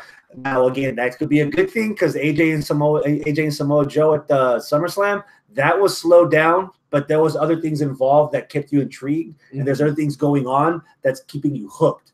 The thing with Nakamura, the booking, obviously, with Jinder Mahal not even like coming close at SummerSlam, him turning heel, some of the matches that he had in the beginning, once he showed up to the main roster. This isn't NXT, just him main roster. So NXT, he could work, but dude, NXT is being spoiled with riches right now. Mm-hmm. There's a lot of shit on Raw that you don't want to look at. SmackDown's a lot more quality over quantity, but even then, dude, the talent at NXT right now is ridiculous. And they just signed Matt Riddle. I've been watching some of Matt Riddle's stuff online. Holy dog shit. You guys are in for a treat for Matt Riddle, former UFC fighter, who a lot of people didn't think were going to get signed on to WWE because he's a 420. Oh yeah, you know, but he likes the devil's lettuce. But that keeps him in shape. It keeps him healthy. It keeps him happy. It keeps him motivated. I'm not going to take me as a boss. I'm not going to try to take away the things that make you who you are. Okay. I'm going to try to work with what you have to get the best out of you. Yeah. So I'm curious to see how Matt Riddle will do there, and if they're going to be lenient on the peyote, because California is legal, Colorado is legal. I'm hoping it's legal in Texas because there's a lot of strands and strains for back issues that I would love to take advantage of, but I can't. Dude, you saw my back when I fell down. I know. Your back, your front, everything. The sides. This up here. Yeah. How painful was it for me to be in Colorado for 3 days and I couldn't touch anything? But that's a different podcast for a different day. Okay. Robert, well, okay, excuse me. I need to go back further. Daniel says this: the last legit Latino champion that they had in WWE that was not that piece of shit Del Rio was Mysterio. They botched Carlito so badly. They did. Oh, Carlito was botched so bad. Robert Medlin, is it Penta coming to a Lucha show in Houston soon? Yes, I think it's either this weekend or next weekend. Our friend Jaime Martinez. Yeah. Martinez Promotions. It's a tag match. Penta El Cerro and Hijo de Fishman against 2 people. I've been seeing it's on my timeline. I'll look into it while you're talking. But cool. I'll give you the information. But he will be here, and hopefully that still sticks if the news with a Z is true that he's actually been gobbled up by the corporate machine. Daniel says, amen, fucking man. Nakamura and Styles hit turnbuckle brainbusters at whole match. The whole match. Nakamura almost broke his neck on the I can't even say it. Buyame, there you go. Bumaye. I always say that wrong. And they both walked away. Yeah, they fucking killed each other during that match. Matt Riddle's first promo. What are these strange things covering my feet? Yeah, he wrestles barefoot. Yeah. All right. Yeah, Orton bakes and he gets away with exposing himself to people. Matt Riddle's fine. Yeah, I guess so. This September 9th, Sunday, September 9th, the main event is Rush and Pantera Blanca Jr.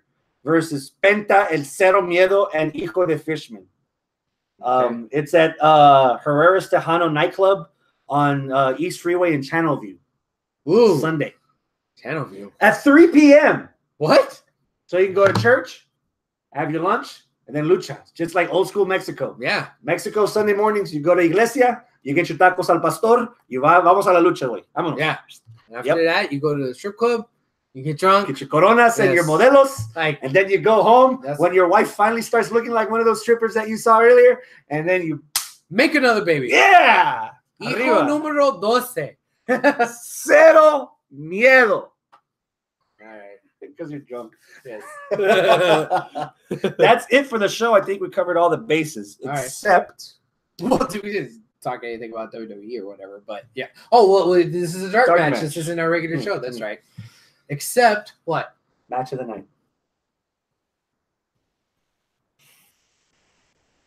You're still sticking to Cody versus I am. Cody versus Aldis. That's my match of the night. That is by default my match of the week pick.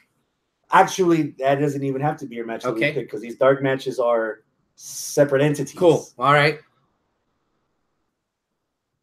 Match of the year candidate worthy?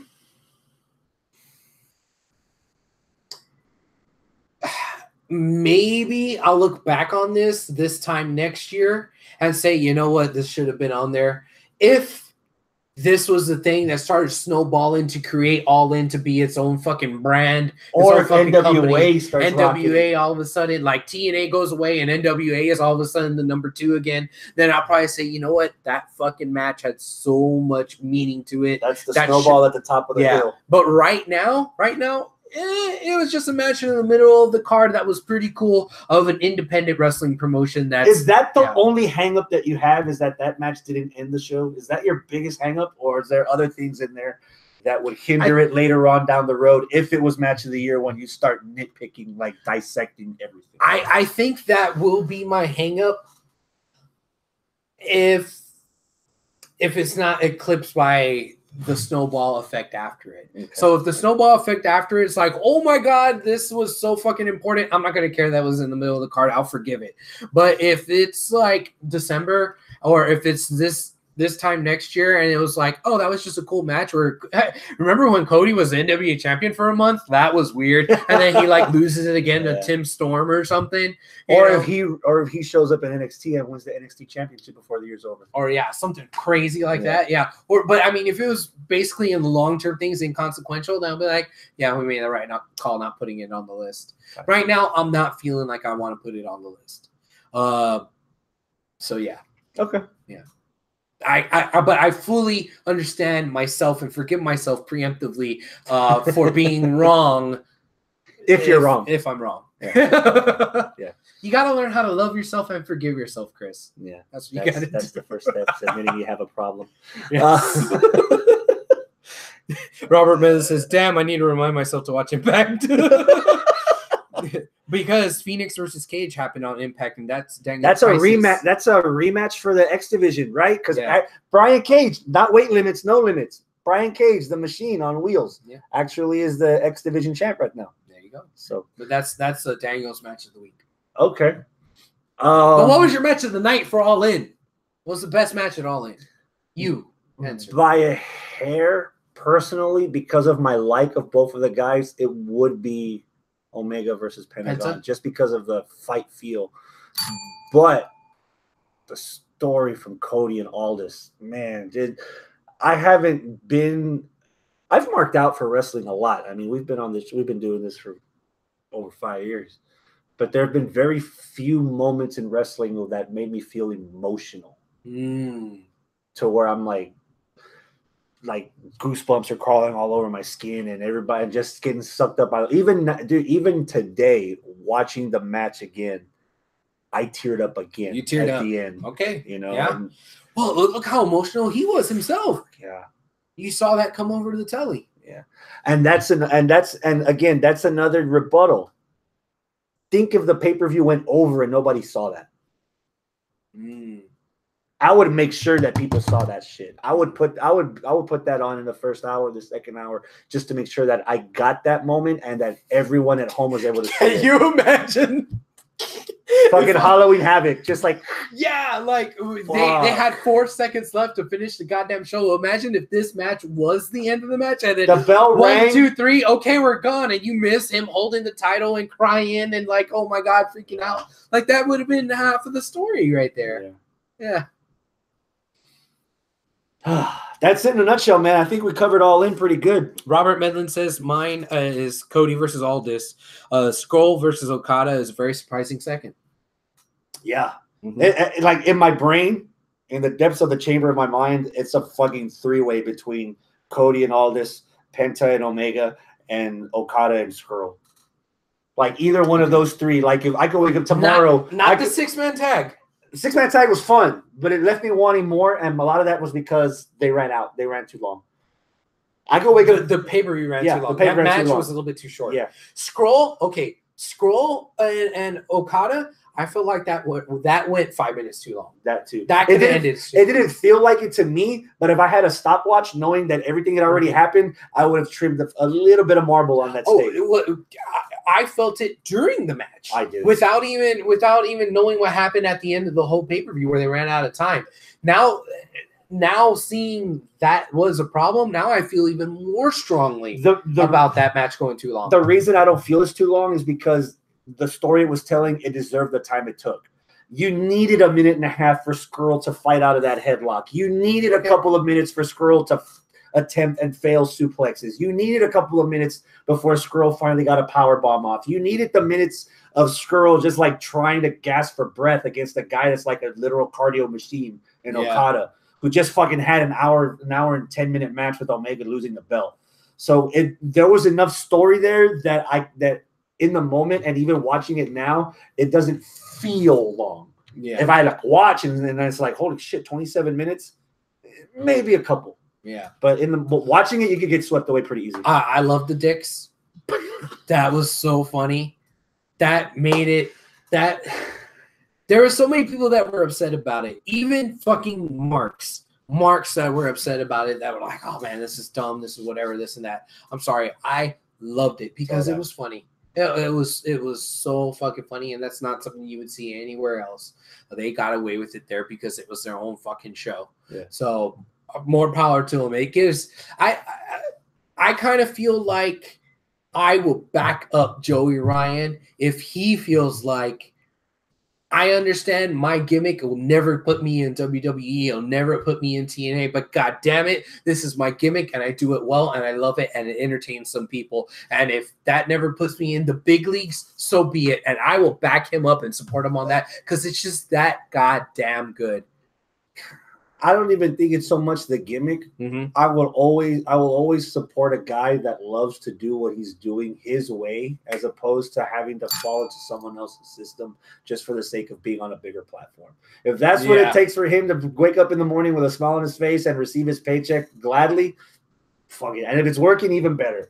You know, this a lot of Joey Ryan stuff is avant-garde. You're either gonna really love it or not so much hate it, but you're not gonna understand the meaning behind it. Yeah. And it's your choice if you want to learn the meaning behind it or just burn a bunch of Nike shoes. So it's it's up to you. It's up to you. That took a left turn there. I wasn't expecting you to go, but it makes sense. All right. There you go. Tango says, actually scratch that. The umbrella spot on the Rainmaker made the night.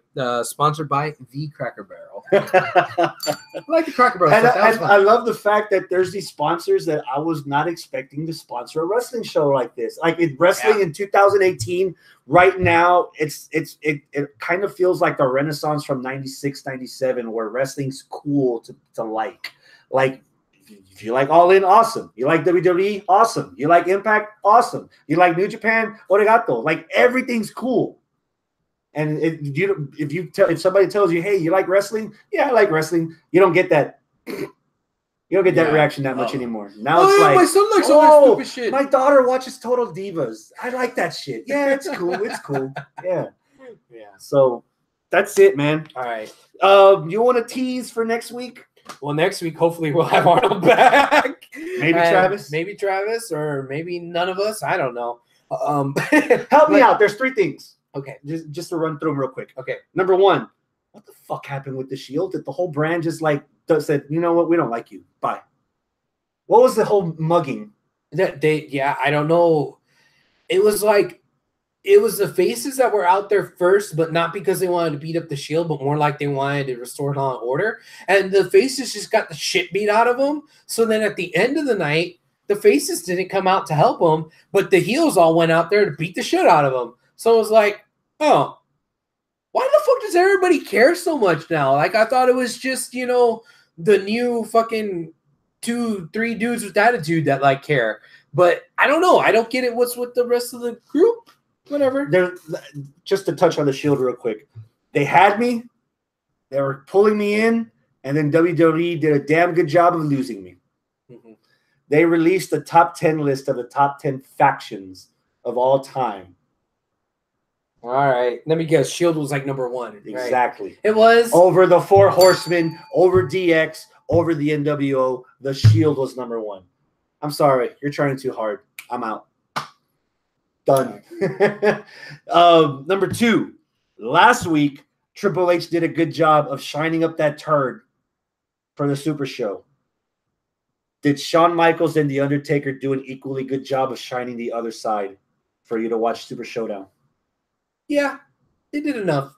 There was enough of like grandstanding and posturing between the two that like made sense. Where Undertaker was like, "Did I kick the shit out of you and your little friend twice?" I was waiting for him to drop the twice line just to like bring it home. Yeah, and he did.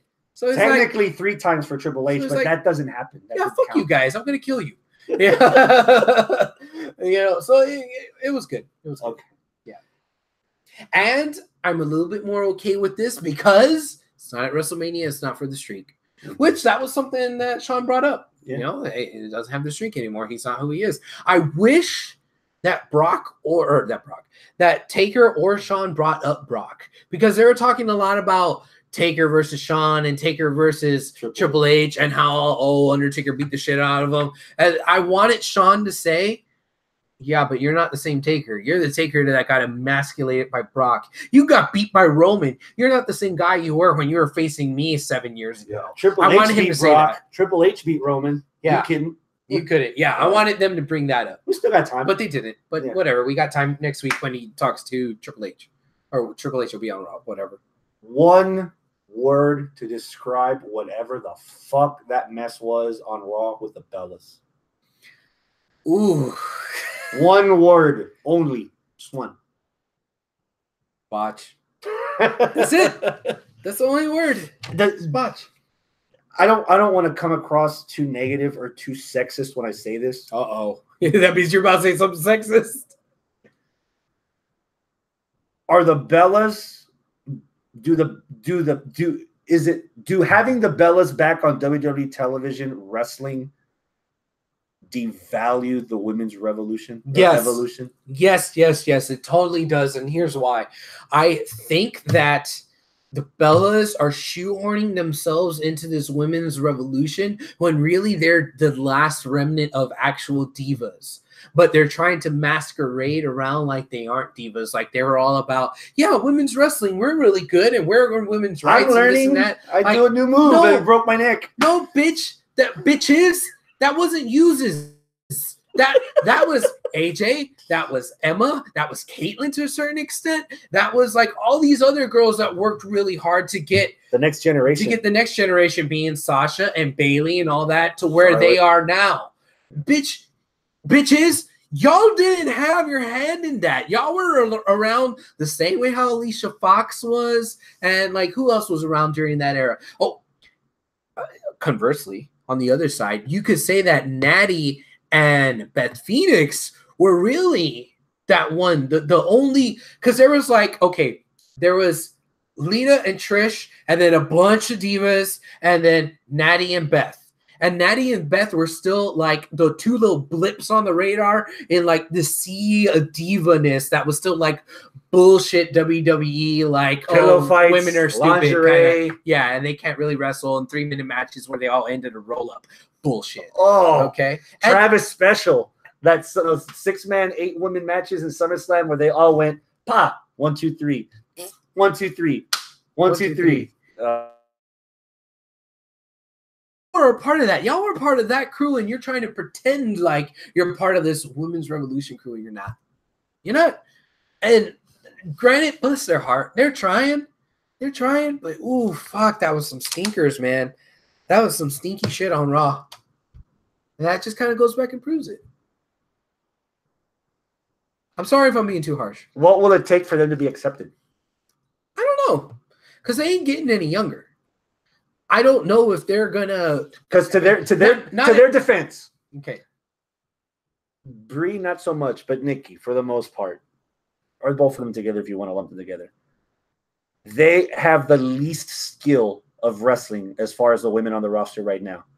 If you don't count Foxy. If you don't count Foxy, however, their presence on a national level on the network, they're the ones necessarily bringing out the outside eyeballs to the product to see that this is a company that's putting the women on the same pedestal as men and having main event matches on television, women Hell in a Cells, women's Royal Rumble, women's possibly did they have an Elimination Chamber yet ever?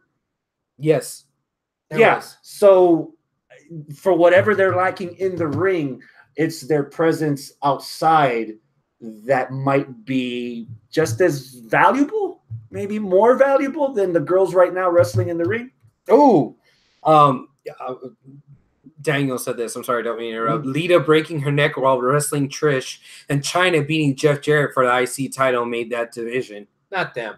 But again, like after Chyna and Trish and Lita were done, there was a whole chunk where you had nothing but like Kelly Kelly's and Melina's and Eve Torres's. Well, Eve wasn't that bad. Eve actually tried to, Michelle McCool you saw her become like a Trish from a nothing to actually try. But then you talk about Ashley Masario, whatever. Oh God. The only reason why she was over was because she was in Playboy. But she was terrible and she was at wrestling. She was punkish. She was punkish, but like she wasn't a good wrestler. Tattoos. She was like, She was the only chick on the roster with tattoos. Yeah. At the time. She was like a talentless AJ. Yeah. Oh! She was a talentless AJ Lee. Ooh, if I had a vagina, that would have stung. Like somebody bring me some cranberry juice. Ah. Ooh. So that's it. Yeah, that's it. That's a show. All right. Anything else before we go? Robert Miller says, then the outsiders would tune in and wonder why the Bellas are getting booed off of the building. They're booed out of the building, though. Yeah. All right, that's it. We're done. That's it, man. Next week, that's the show. Next week, we'll get back to our regularly scheduled talking about all the other wrestling. Maybe. We got Hell in a Cell in 2 weeks. 2 weeks. San Antonio. There's still tickets, cheap seats if you want to go. NXT TakeOver will be every seat's an instructed view, so don't worry about it. Because of Hell in a Cell. Because of the Hell in a Cell. How many cell matches we have so far? Jeff versus Orton. I think, and Braun versus Roman. Braun versus Roman. Yeah. Okay. And that's it so far. They announced Charlotte versus Becky for Melbourne. Yeah. So yeah, All In's in 2 weeks. This Sunday, Penta El Cero. If you didn't get enough at All In, you can see him in person. He always has good merch for sale. Which, matter of fact, I need to go because he has like this, he has these cool shirts that have like this shiny felt on there. Every time the times I've seen him live, I've like passed on the shirts and I keep kicking myself because I don't have a Pentagon shirt. I need to get one for the collection. Yeah. So, and you get to meet up close in person whenever you go to these small shows like this. We met him together, right? Were you there at the Lucha Underground show that was at Traders Village? Yeah. Were you with me? Yeah, he was super cool. Yeah, and Scott and I met him when he had when Jaime put up another show out there on 45 South in Almena, Genoa. Yeah, he's very approachable. He's very cool as long as you know Spanish because he doesn't know of English. Yeah, no. You start talking to him in English, he'll be like, "See, okay, yeah," and that's it. He won't know what the fuck you're talking about. Robert Midland giving us a reminder: Mae Young Classic starts tonight. Did you see that they're also starting a Mixed Match Challenge again? Yeah. Cool. Yeah. The finals of Mixed Match Challenge is going to be at TLC. Not at Evolution? No. The finals of the Mae Young Classic. Classics is at Evolution, but not for Mixed Match is going to be at Mixed Match. Evolution's all women. You don't want to bring sausage into this. It's TLC, so you don't need sausage in that jambalaya. Yeah. That's it for a show, man. Let's get out of here. Daniel says, we gave Chris a UTI. Good night, everyone. Adios, my friends. Keep it classy. We're going to go find him some cranberry juice. I'm ready to go back to Denver. Yeah. Lord.